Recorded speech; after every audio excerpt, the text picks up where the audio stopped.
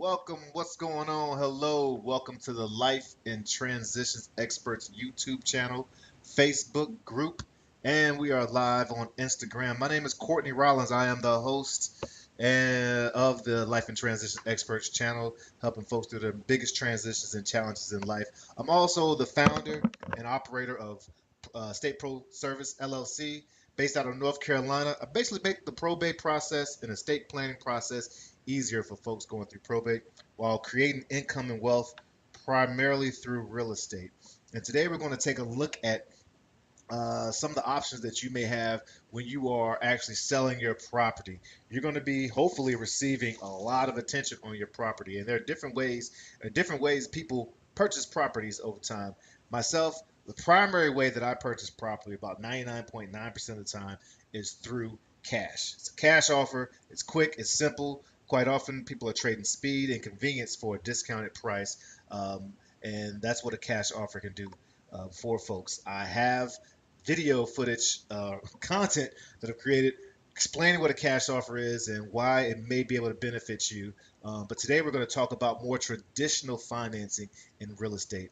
Much of the property that is actually sold in real estate aren't my target audience. As a real estate investor, I have to be able to get a property at a price that I can make a profit on down the road, whether I'm reselling it or turning it into a rental. But the majority of properties that are sold in the traditional way, they're looking for top market value, and they should get that. And quite often they'll go through a real estate agent or a brokerage, which is awesome.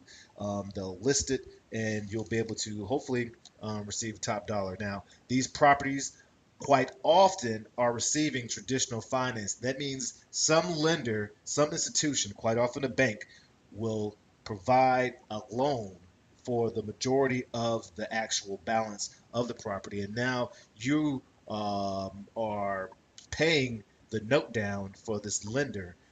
So let's look at some of the intricacies of a traditional offer in real estate and why it may benefit you, or and why some of the advantages and disadvantages of it.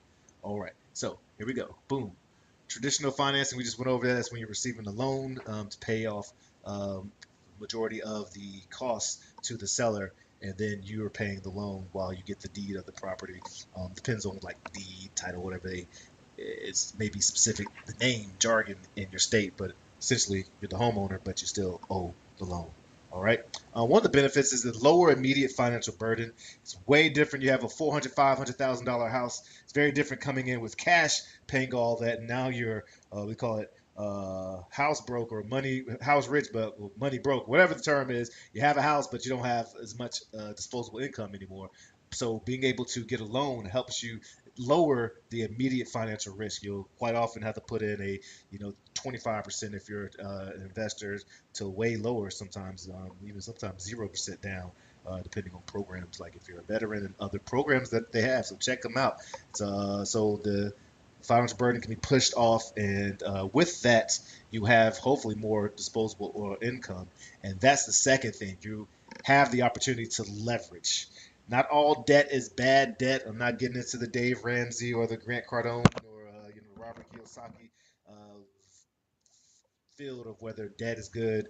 Um, whether you should pay off your house or not. But I do know that if you have more money available and you didn't put it all into one uh, asset or one property, you can use that for investments, and hopefully you can make money for itself. That money can have babies, as they say. So that leverage is important. Take a small percentage of money or action to get a great deal out from other places. So that's awesome. So one and two are very tied together, closely tied together. The low immediate financial burden and having more funds to leverage and hopefully invest and spend more. Yeah.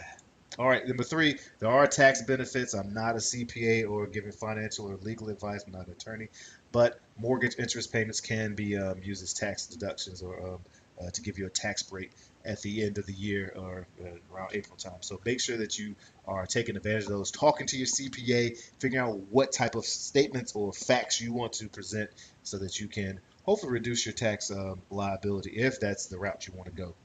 All right, some of the negatives or cons to it is that it can be a lengthy process. Oh my goodness, being vetted Anybody who's ever bought a home the traditional way, you do the underwriting, being vetted by those financial institutions can be nailed by you.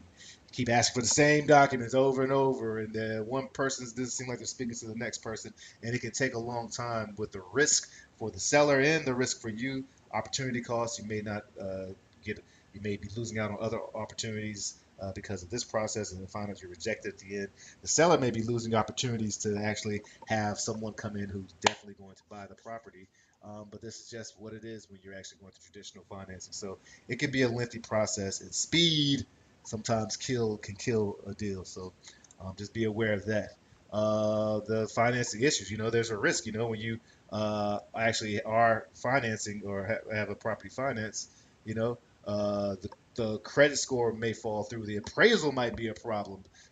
These properties that they're lending on, they want to make sure it's a quality product that they're actually lending on. So you usually have to get inspections and appraisals. And if they come back short and don't match, it can be very, very frustrating. That's why selling properties as is or buying it in cash can sometimes be give people peace of mind. But um, yeah, that's the challenge. And then with that comes contingencies. Quite often in traditional financing, these contingencies can be used as negotiating leverages for the seller or for the buyer, I should say, when they say, "Hey, well, check this out.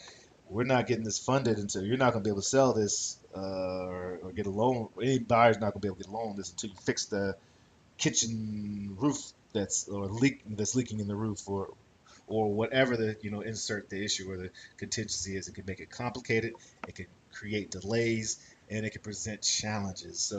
Um, so three challenging things is the lengthy process, the risk of financing issues, as well as the contingency that may show up. If you want to talk about selling your property, I'm actually love when people reach out and call me and try to like really figure out what the puzzle is and put those puzzles pieces together to create a map or a picture of what hopefully that picture looks good for everybody involved. Feel free to reach out to me, Courtney at estateproservice.com. There's my number there, 919-341-1992. Or you go to www.stateproservice.com or drop a comment in my YouTube channel or video and reach out. I'd love to hear what your challenges are if you're interested in selling. I don't try to force myself to fit. I don't try to force my option onto you to try to present as many options as possible to you, and hopefully you can make a very informed decision. All right. Well, that's all I have for you. And I'll be back on here tomorrow with some more content. And I'm going to start doing case studies where I show some of the properties that I've been inside and some of the estates that I've been able to support. All right. And other than that, this is Courtney Rollins with the Life and Transitions Experts YouTube channel. Hit that like, hit that subscribe, all that good stuff. As I say always, this is LITE, Life and Transitions Experts. Let your light shine. Cheers.